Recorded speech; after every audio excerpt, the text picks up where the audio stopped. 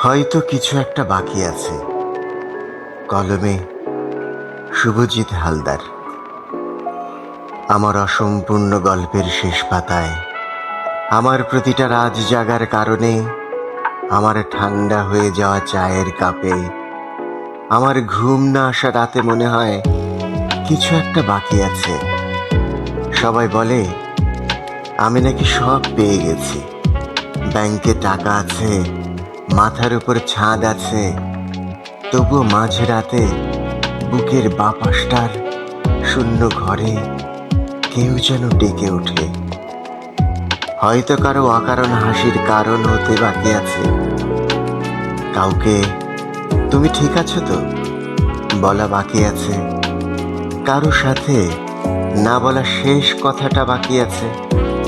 তাই তো রোজ রাতে ঘুম ভেঙে যায়, বুকের ভেতর কেমন মোচড় দিয়ে ওঠে, আর মনে হয় এই জীবনে কিছু একটা বাকি আছে।